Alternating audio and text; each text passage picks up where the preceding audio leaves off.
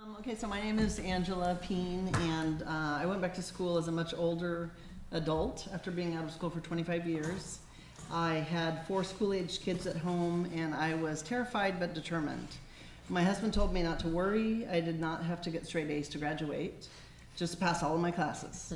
But in 2016, I graduated summa cum laude from Portland State with a Bachelor of Science in Sociology.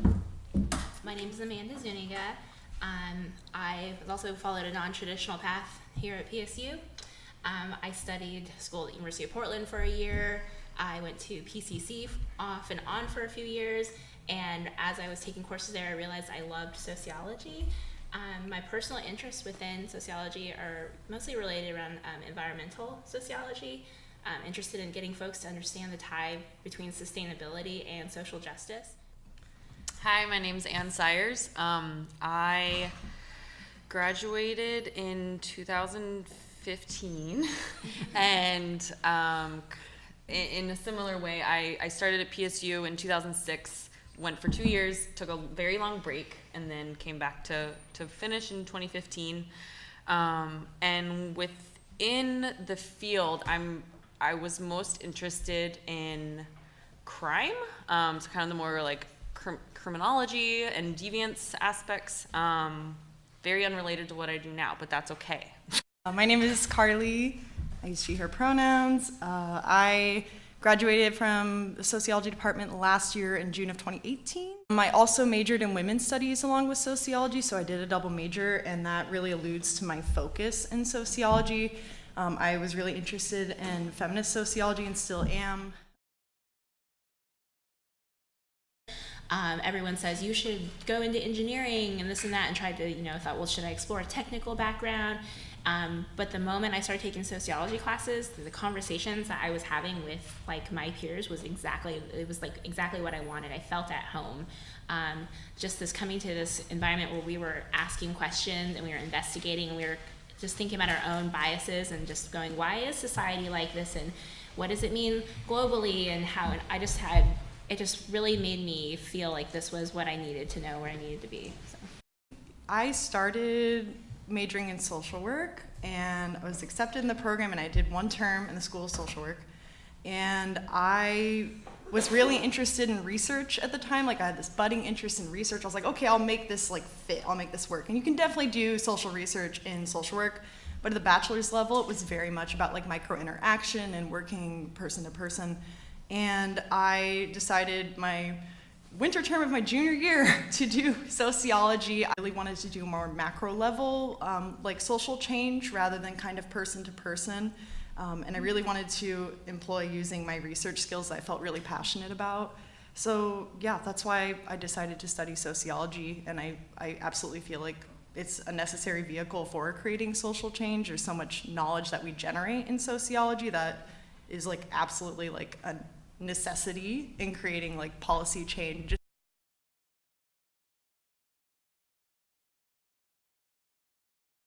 I have just started working starting April at my current job, which is Rock and Roll Camp for Girls. We are a summer camp where we teach young girls, trans youth, and gender nonconforming kids how to learn an instrument, be in a band, write a song, and at the end of their week at camp, they perform their original song for their friends and family.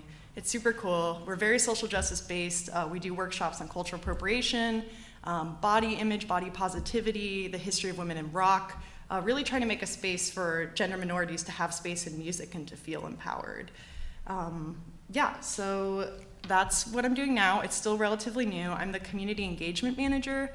So there's 3 people on staff. We're a nonprofit, a 501c3, and we need volunteers to run summer camp. We need 40 people every week. So that times we're doing that for 4 weeks. So I'm trying to get a bunch of people to generously give their time to us to help us out at camp.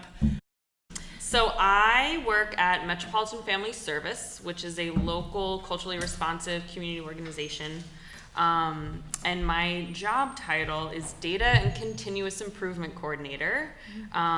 So I can talk about that in the data part. So I manage our client relations software. So I do a lot of report building and data analysis with regards to that. And then I also am working on developing continuous improvement metrics for our Sun community schools. I work for a nonprofit called Energy Trust of Oregon, where I'm a commercial program coordinator. I'm leading small projects. We have like annual initiatives. I was really fortunate last year to do what we call voice of customer work, where I got to interview and compensate, I believe it was like over 20 low-income tenants about their energy use, and it was a mixture of that qualitative research, but also bringing quantitative data back to say, hey, we need to do this, or people are asking for this. This is where the holes are in the program. So those are the kind of things I do. So we always joke like, you wear a lot of hats, but you know, having experience in sociology, you're like, I can still see the big picture and I know why it matters. So I try to bring that lens to my work every day. So I work at, in a social work field, I work at Options Counseling and Family Services, and I have my title as Family Builder. Options is a nonprofit agency with contracts with Department of Human Services and Oregon Health Plan. The way things work in my department, I work in the DHS department. We receive referrals from DHS, and they are assigned to a family builder such as myself. I set up my own appointments, so I call the clients and get the ball rolling. I usually engage clients in their homes, sometimes at DHS or out in the community, and support them in a multitude of ways. I connect them with resources, help them with budgeting or organizational skills. My families always have at least one child, and I often work with them on parenting skills, age-appropriate discipline, and understanding child development.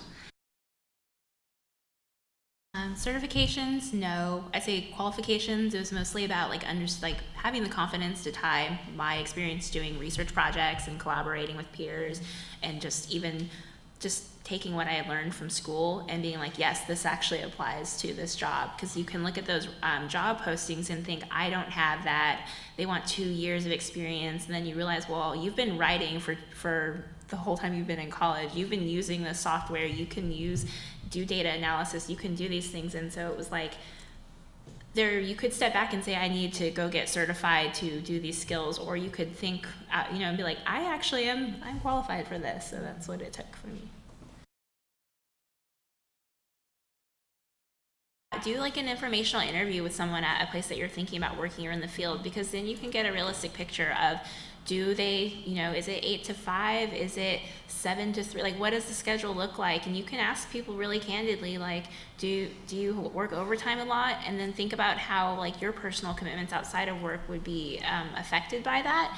And maybe it's fun because like you love to travel and this job gives you travel opportunity, or maybe it's not good because you're like, I hate getting in planes, or I have a kid or a dog in my situation, and so like, who's gonna watch my dog? Like. I want to say thank you once again for taking your time to help us out. You're welcome. Yeah, thank you. Thank you for having me.